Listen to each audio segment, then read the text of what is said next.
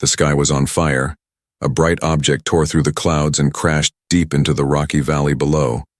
Smoke rose into the air. Birds flew away in fear.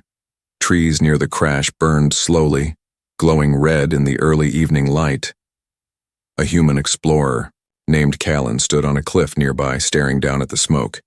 He had been searching the valley for minerals, but now he had found something else. He picked up his scanner. Life signs. 1. Weak. Without thinking, he grabbed his pack and rushed toward the crash. It took him 20 minutes to climb down. The ship was small, just a pod, not a full craft. Its sides were crushed, metal panels cracked open like an egg. Wires sparked. A quiet alarm beeped from inside. Callan pushed through the broken door and stepped in carefully, and then he froze. Someone was lying on the floor. Not human. She had smooth lavender skin and long silver hair. Her body was covered in deep cuts. A clear liquid, her blood, leaked slowly from her side. Her face was bruised and her breathing was shallow. She looked like she had been thrown across the pod during impact. She was beautiful, but broken and very, very close to death. Callan dropped to his knees and checked her pulse. It was slow, too slow. He looked around and saw a strange mask nearby, cracked in half. She must have removed it too late. "Hey," he whispered. "Can you hear me?" Her eyes fluttered open for just a second, glowing a soft blue. She looked at him and whispered one word in a broken voice. "Help." Then she passed out. Callan didn't wait. He picked her up gently. Her body was light, almost fragile, but her skin was hot, too hot, like she was burning up from the inside. He wrapped his jacket around her and carried her back through the rocks. The wind howled, and the sky darkened. Night was coming fast. He had to move quickly. By the time he reached his camp, she was barely breathing. He laid her down on a soft sleeping mat and turned on his portable heater. He wiped the blood from her face and began cleaning her wounds with warm water. Her skin glowed slightly where he touched it. He had never seen anything like it. As the fire crackled beside them, Callan sat and watched her. "Who are you?" he asked softly. "Why did you crash here?" She didn't answer. She couldn't, but her hand twitched in her sleep like she was dreaming, or remembering. Later that night, the wind outside grew louder. Callan wrapped another blanket around her. Suddenly, she gasped and sat up. "No!" He rushed to her side. "It's okay, you're safe." She looked around wildly, eyes wide with fear. Then her gaze locked on him. She tried to move away, but her body was too weak. Her breathing was fast. Her chest rose and fell quickly. She spoke in her language, sharp, musical words that he didn't understand. He raised his hand slowly. "I'm not your enemy." She looked at him, confused. He reached into his pack and pulled out a flask of water. She hesitated, then reached for it with shaking hands. She drank, and then whispered again, softer this time. "You are human?" He nodded. "Yes." She closed her eyes and let out a shaky breath. "My ship was attacked. By who?" But she didn't answer. She was already slipping back into sleep. Callan sat beside the fire, watching her sleep. He didn't know what had happened. He didn't know what kind of alien she was. He didn't even know her name. But he knew this. She had fallen from the stars, landed at his feet, and asked for help with her last breath. And now, for some reason even he couldn't explain, he couldn't leave her. Not tonight. Not ever. The fire burned low. Outside the tent, cold wind howled through the rocky valley. But inside, it was quiet. Too quiet. Callan sat near the edge of the sleeping mat, checking the alien woman's bandages again. Her breathing had steadied. The cuts on her arms were closing fast, glowing faintly where the skin touched the gauze. It wasn't human healing. It was something faster. Something alive. Her skin shimmered under the firelight, lavender with soft, glowing lines pulsing gently, like heartbeat signals just under the surface. Callan stared, half worried, half fascinated. But then, she screamed, loud, sharp, raw. She sat up so fast it shocked him.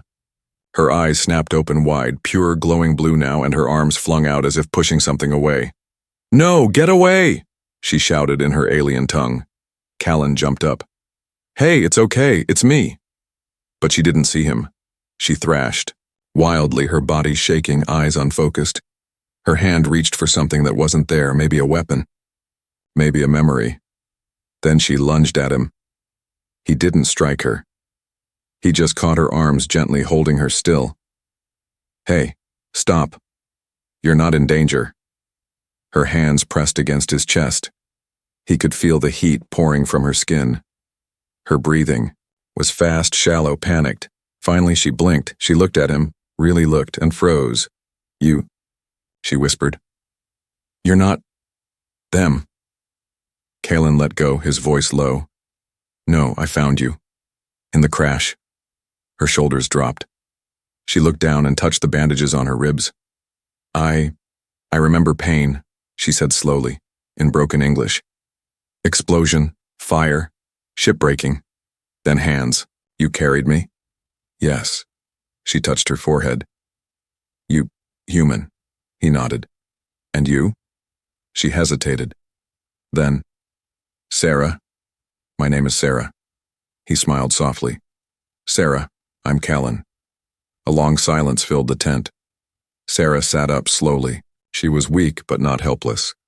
Her long silver hair fell over her shoulders, tangled but beautiful. She looked around the small camp, simple gear, a half-burnt map, a worn-out solar charger. "You live here?" she asked. "Just traveling. I scout and explore." She blinked. "Why save me?" Callan shrugged. "Because you were dying." Her eyes locked onto his. "But you don't know me." "No," he said. "But I know pain. I've been alone out here before, too." Something in her face softened. Then she whispered, "Thank you." That night, after she drank some broth and rested, Callan stepped outside to give her space. He stood under the stars, watching them flicker far above. He wondered which one she came from, what kind of life she had, what kind of enemies could bring down someone like her. Behind him, he heard the tent flap move. She stood in the doorway, wrapped in his spare blanket. "I feel strange," she said. "Pain?" She shook her head. "No, inside." She placed her hand lightly on her stomach. Callan looked at her, confused. "You're hurt there?" "No," she said. "Something is changing." Her eyes narrowed slightly.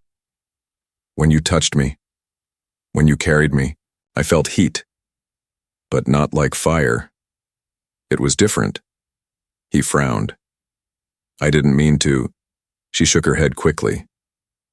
"No, not bad. Just strange." She looked up at the stars. "My kind. We only react that way when we're close to death," Callan asked. "React how?" She looked into his eyes, voice low. "When the body is breaking, sometimes it tries to save itself. Through bonding.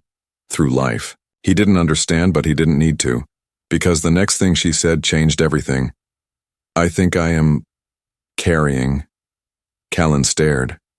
"Carrying. What?" She placed her hand over her belly again. "I don't know how, but I feel it, a spark, a pulse, it's inside me." He stepped back, stunned. "Wait, you mean like a child?" Sarah nodded slowly. "But that's not possible," he said. We didn't. "I know," she said. "But my kind, sometimes the body chooses when it's ready, not the mind." Silence. Wind brushed past them. Sarah looked at him again. "I don't blame you. I don't fear it. But I need you to know. Something new is growing inside me." She paused. "And I think part of it is yours." The sky had just begun to lighten. Cold wind moved through the valley, soft and slow, as if the world itself was holding its breath. Inside the tent, Callan stared at the scanner. Again and again. Same result. The small screen showed a faint but clear pulse, not from Sarah's heart but from deep inside her body, a second life, small, steady, growing. He sat back, his hands in his hair. This wasn't normal, not human biology, not alien science. This was something different. Sarah sat a few feet away, her legs crossed, her palms resting lightly on her knees. She was quiet, her eyes closed. Glowing symbols moved slowly across her skin, shifting like starlight. She was meditating, or maybe listening. When she opened her eyes, they were calm, but focused. "You see it too?" she asked. He nodded. "Yes." "It's real?" "Yes. I don't know how, but yes. There's something growing inside you." She smiled faintly. "Not something. Someone."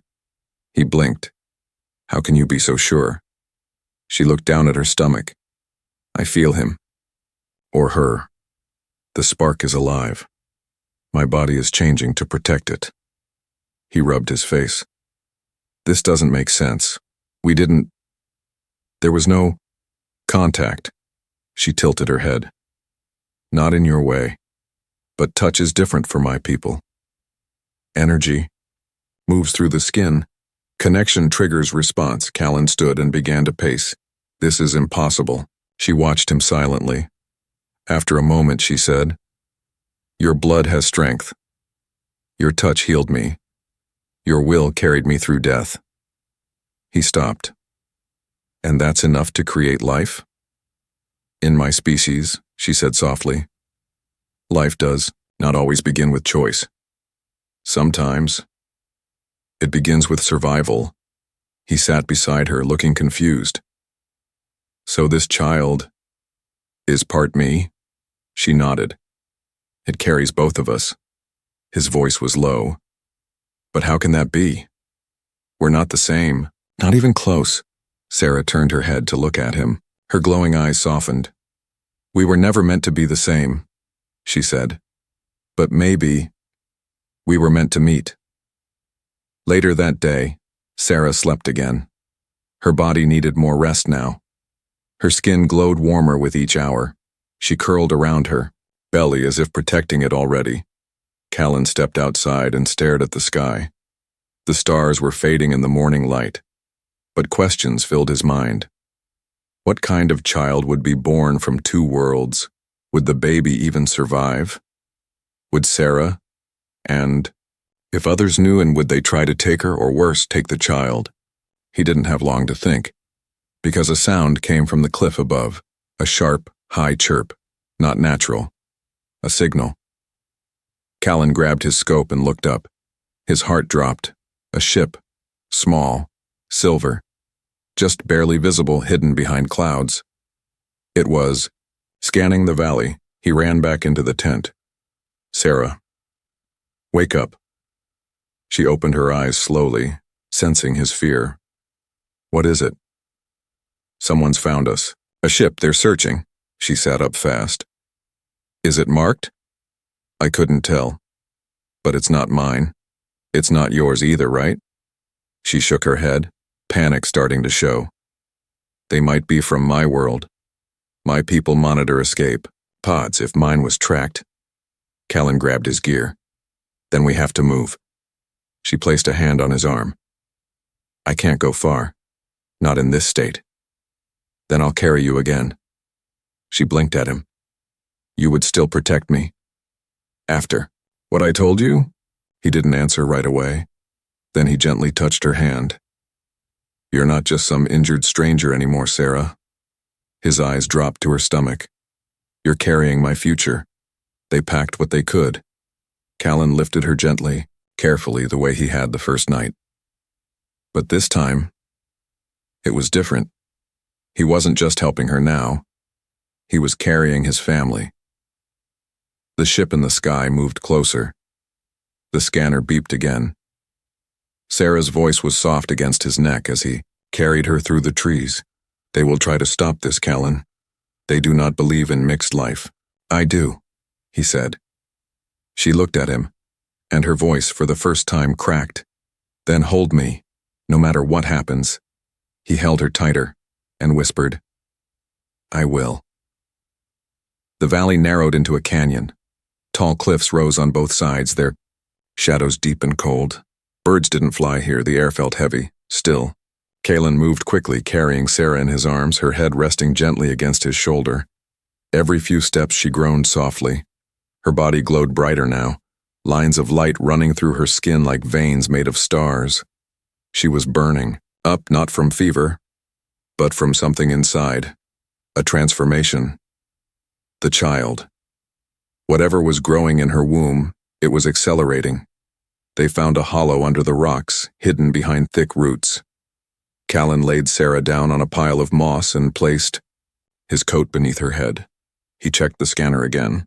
The ship was still above, circling, but hadn't landed yet. They haven't found us, he whispered. Not yet, Sarah said weakly. Her voice was thin. Her eyes fluttered. You need to rest, he said, opening his water pack. She took the canteen but didn't drink much. Her hands trembled. I feel the change, she whispered. It's happening fast. Callan sat beside her. You said this wasn't normal for your kind. It isn't. My people. We carry life slowly, carefully. It takes many cycles. But this? She placed a glowing hand over her stomach. This is not slow. This is human fast. He stared at her belly. It wasn't swollen, but something had shifted. A warmth. A power, and it scared him. Sarah, he asked gently, what happens when the child is born? She looked at him, silent. Then she said, I don't know. No one ever allowed a child like this to be born. He stiffened. What do you mean? She turned her head away. Hybrids are forbidden. My people believe mixing with outsiders weakens our blood. Any pregnancy like this is erased. Callan's voice hardened. Erased? Terminated quietly before it grows. He stood up, fists tight. That's not a law, that's murder. Sarah didn't defend it. She looked tired, sad. It's what they were taught. Callan knelt beside her. What about you? Do you believe it? She looked into his eyes. I believed them once. Until I met you. Silence again. Then Sarah whispered, I should leave. Callan blinked. What? I should leave this world, find a shuttle, run, maybe go where they can't find me. No, he said. She sat up slowly. If I stay here, I put you in danger. The child, too. What if they come with soldiers? What if they destroy this place? I don't care, he said. She stared at him. You don't care if they come? I don't care about what they want, he said. I care about you, about this child, about the choice we make. She breathed deeply. Her fingers curled into the moss. I was ready to die before you found me. I was alone, hunted, broken. But now, she looked down at her stomach again. Now I feel something inside me. Not just life. Hope. Callan smiled softly. Then stay with me. We'll protect this life together. She shook her head slowly. It won't be easy. He laughed once, dry and low. Nothing good ever is. That night, wind rattled the trees outside the cave. Inside, Sarah couldn't sleep. She sat beside Callan near the fire, both of them staring into the flames. Do you miss your home? She asked him. Sometimes, he said. But I left it, for a reason. What reason? He hesitated, then answered, to find something worth staying for. She leaned against him gently. I think you found it. A few hours later, her body began to shake. Glowing lines along her skin pulsed. Faster. Her breathing grew heavy. It's starting, she whispered. Callan helped her lie down, his heart racing. But it's too early, he said. It's only been a few days. She gripped his hand tight. My body, it's changing because of your energy. Your presence makes it grow faster. He stared, unsure what to do. Tell me what to do, he said. She looked up at him with glowing eyes. Don't let go. The cave filled with soft white light, her body arched. Not in pain, in power. This was not a normal birth, not human, not alien, something new. She cried out, but not from fear, from strength. Callan held her hand, and in that moment, something pulsed through him too. He felt the child, not just as a presence, but as a bond. Hours passed. The light faded slowly. Sarah lay quiet, her skin cooling, and in her arms, a tiny glowing infant, eyes shut, skin soft and silver lavender, a quiet heartbeat, and then a small cry, high, soft, full of life. Callan dropped to his knees, speechless. Sarah looked at him, tears in her eyes. Lives. Callan reached out and touched the child's hand. It curled around his finger, and suddenly he didn't feel afraid anymore. Outside, the scanner beeped again. The ship had landed. Someone was coming, but Callan didn't stand up to fight. He stood up to protect. His family was here now, and for them, he would never run. The baby slept in Sarah's arms. His skin glowed faint silver. Tiny breaths rose and fell from his small chest. His fingers curled naturally around hers. His heartbeat pulsed like a soft drum, but it echoed in both their bodies. Even Callan could feel it. He had never known this kind of peace before, and he had never known this kind of fear because now he had something to lose. The wind outside shifted. A low hum moved through the trees. Callan's eyes snapped to the scanner, still blinking red. The ship had landed, less than a kilometer away. No more hiding. They're close, he said. Sarah didn't look up. She kissed the baby's forehead gently. They've come to take him. Callan stepped outside the cave. The forest was too quiet. He placed motion sensors near the ridge, sharp rocks in the narrow pass. He coated vines with firegall, just in case. He wasn't a soldier, but he'd been a survivor too long to be unprepared. As he set a trap under a fallen log, Sarah joined him, still weak, still glowing, with the baby in a sling across her chest. I can help, she said. You should be resting. I'm not just a mother, she replied. I was a battle mender. I remember how to defend.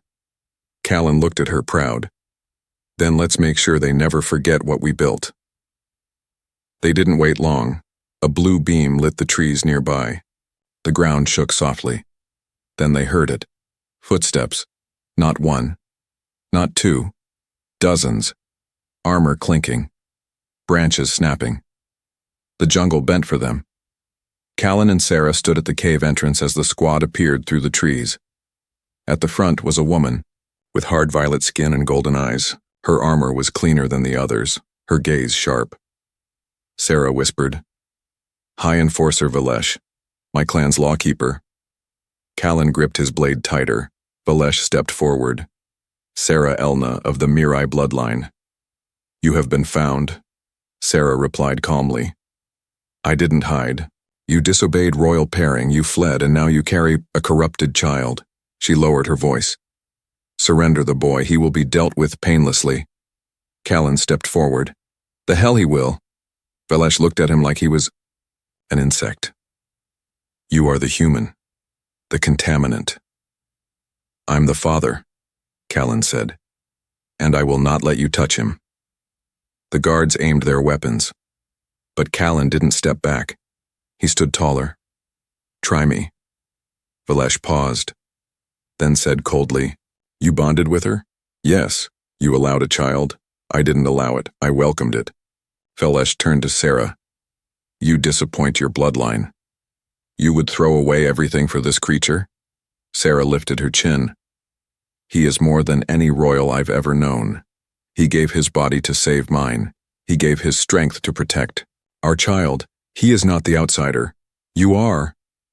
The air grew tense. Then, Velish raised her hand.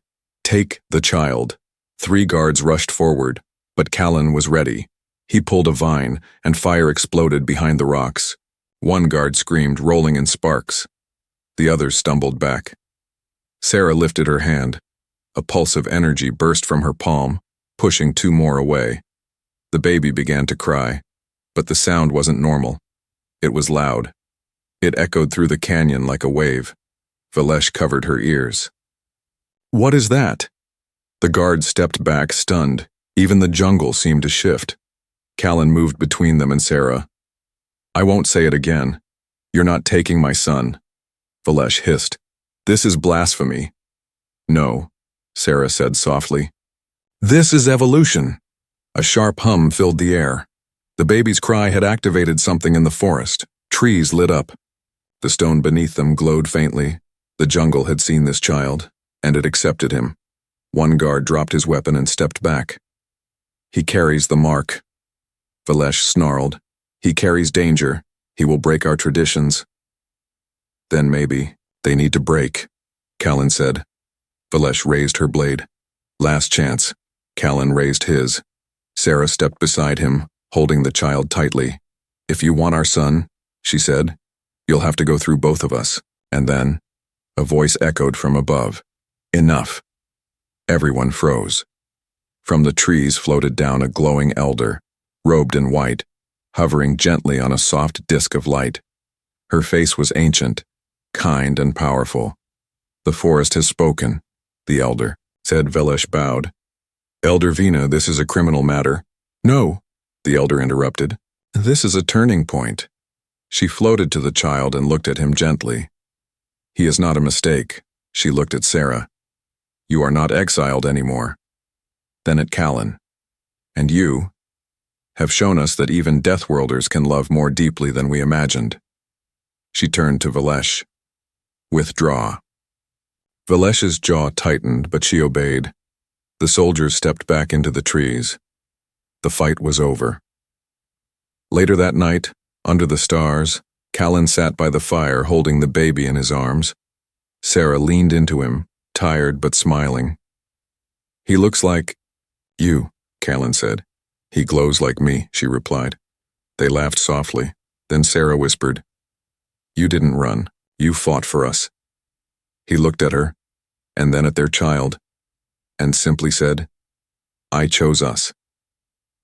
The jungle was calm again, but only on the surface. Callan sat near the cave, sharpening his blade. His hands moved slow and steady, but his mind was racing. The elder's arrival had stopped the soldiers for now, but not forever. Sarah sat beside the fire, her arms around the baby, rocking him slowly. She didn't speak much. Her eyes stayed on the shadows in the trees, where guards had once stood, where others might return. The baby cooed, glowing faintly. He doesn't know what's happening, Sarah whispered. He doesn't need to, Callan said. He just needs to stay safe. Sarah nodded, but her face was heavy with worry. The High Council won't accept the Elder's words forever. Velish won't stop. They'll come again, this time with more force. Then we won't be here, Callan said. I've been building something. She raised an eyebrow. What? He stood and motioned her to follow. They walked past the cliffs down a hidden slope wrapped in vines. At the base was a flat piece of metal, half buried in dirt. He kicked away moss and lifted it. A hatch. She stared. This is a ship pod, she said. He grinned. Parts of one. I've been collecting scraps for months since I landed here. I never had a reason to finish it. And now? She asked. He looked at her. You and him. That's my reason. They worked all day. Callan attached power coils and rewired the engines. Sarah used her energy to restart dead circuits. Her hands glowed as she touched the frame, her alien biology syncing with the metal. The pod lit up like it was remembering itself. The baby slept inside the cave, wrapped in moss blankets, watched over by the forest's soft light. Night fell, and the sound came again. Engines, not theirs. Callan stood up straight. They're back. This time it wasn't a squad. It was an assault craft. Large, armored, landing hard. The trees bent with the blast. Fire rippled through the leaves. Birds scattered. From the ramp walked Valesh again, but now with full royal guard armor. No speeches, no warnings. Sarah backed away slowly. She's not here to talk. Callan placed his hand on her back. Get to the pod. Get the baby. I'll buy time. She turned. You can't fight all of them. I don't have to win, he said. Just give you a head start. She hesitated. He kissed her forehead. Go. Sarah ran. Callan stepped forward. Valesh raised her hand. He does not belong. Callan smirked. Neither do you. She rushed. He dodged left, slashed low, caught her leg. The others surrounded him, 5 on 1. Still he moved like a shadow, striking, ducking, rolling through mud and fire. His skin glowed faintly now, his bond with Sarah powering his body. One guard fell, another screamed, but then, a shot to the ribs. He dropped. Valesh stood over him, panting, blade at his throat. You were never meant to be part of this. Callan looked up at her, blood on his lips. That's what makes it special. Just as she raised her blade, a scream rang out. Sarah. From the trees behind, a beam of pure white energy shot into the sky. Valesh turned. A wave hit the ground. A shockwave from the baby's cry. Trees bent. Stones cracked. Armor shook. Guards dropped their weapons, eyes wide. The baby stood in Sarah's arms, glowing bright, his tiny body pulsing with energy no one had ever seen. Valesh fell to one knee. What is this? Sarah stepped forward, voice like thunder. He is our future, and you will not touch him. The elder arrived again, this time with witnesses, cloaked figures, recorders, council observers. Valesh stood, weak. He's unstable. He's a threat. The elder raised her hand. He is powerful, that is not the same as dangerous. Callan limped to Sarah's side. The baby reached for him, and when Callan touched his hand, the glow calmed. The forest went silent. The baby smiled, a mix of human warmth and alien light. One council member finally spoke. We have never seen this, another. He is not just their child. A third, he is a bridge. The elder turned to Valesh. Withdraw your blade, or be judged by the world you failed to understand. Valesh dropped her weapon. The battle was over. Later that night, Callan sat beneath the stars. The baby slept beside him. Sarah rested on his shoulder. He's strong, she whispered. He's only days old, and already stronger than both of us. Callan chuckled. Takes after you. She shook her head. No, he takes after us. He looked at her. I almost died today. I know, she said, but I don't regret it. She took his hand.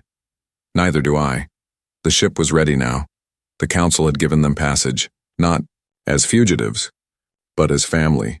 They would leave the jungle, not to hide, but to begin. A new world, a new name, a new kind of life. And when the ship took off into the stars, the jungle watched and whispered to the wind. They were born in fire, but they rose in love. 5 years later, the planet they once called a death world was now a memory. The child born beneath its trees, beneath fire and fear and love, had grown. Not just taller, not just stronger, but different. He was something neither side could define, and something both sides now needed. His name was Torin, not fully human, not fully alien, but fully alive. He could speak 3 languages before the age of 4. His skin shimmered with soft light when he was happy. When he cried, nearby machines sometimes activated. Plants leaned toward him, and sometimes Even stars blinked in rhythm with his breath. But what made him special was not his glow. It was the way he loved. The way he looked at people with wide, curious eyes. The way he held his parents' hands like they were the whole world. To him, they were. Callan worked as a systems builder now on a neutral world called Rivari Prime. It was a place where species met for trade, peace, and secrets. He had a small home carved into the cliffs with a view of the twin suns. Sarah, once hunted and marked for death, now worked with science leaders, teaching them how bonding energy worked, how it healed, how it could bring life. They never called themselves heroes. They just called themselves a family. But peace never lasts forever. One morning, the skies over Rivari Prime darkened. A message came through the official channels. From the unified core, Council.A threat, an ancient weapon had awakened on the edge of the known galaxy. And worse, it responded only to energy signatures like Torrens. That meant one thing. We need the child. Callan didn't like it. He's not a weapon, he said, arms crossed, eyes sharp. He's just a kid. The council rep nodded. Yes, but he's the only one who can enter the gate without being torn apart. It's keyed to hybrid energy. Sarah sat silently holding Torrens' hand. He listened quietly, then said, I want to help. Callan turned. No, you're too young. I'm strong, Torrens said. I can feel things. I can calm things. Sarah looked at both of them. Let him choose. Callan stepped back. He was a father, not a general, not anymore. They arrived at the edge of space 3 days later. A black planet floated like a wound in the stars. The weapon, a fortress, forgotten by time, rested at its core. Ancient tech pulsed across its surface. Ships had already tried to land. None returned. Torrens stood at the gate. The machine scanned him, accepted. He turned to his parents. Come with me. Sarah smiled. Always. Callan took her hand, and Torrens too. Together, they stepped through. The inside was alive. Lights glowed softly as they passed. Doors opened before they could knock. Holograms blinked, watching. The weapon was not a machine. It was a judge. It had waited thousands of years for one thing, a being with two energies, a heart split between stars. Torrens stood in the center of the chamber. A voice echoed, Who are you? He answered simply, Torrens, son of Earth, son of Mirai, child of both. And what do you want? I want to protect. The light faded, then returned, brighter than ever. The weapon shut down, forever. Outside, the council watched. The threat was over. But something greater had begun. That night, on a quiet balcony overlooking 2 moons, Callan held a small glass of fruit juice while Torrens sat beside him. You scared me today, Callan said. Torrens smiled. Sorry. You're 5, he said. You shouldn't be disabling galaxy killers. Torrens giggled. Then what should I be doing? Callan ruffled his hair. Climbing trees, making friends. I like saving people more, Torrens said. Callan looked at him, quiet. You're not like me. Torrens shook his head. No, I'm more like us. Sarah joined them, wrapping a warm blanket around her son's shoulders. The stars are quieter tonight, she said. Because of him, Callan replied. Because of all of us, she corrected. They sat in silence, watching the sky. Together. And in the archives of the galaxy, a new entry was added. A story once whispered only in wild forests and burning jungles. Now written in starlight. He had no idea. The injured alien woman he carried that night would become his family and bear his child. But what he gave her was not just life, he gave her a future, and together, they gave the galaxy something it had never seen before. Hope.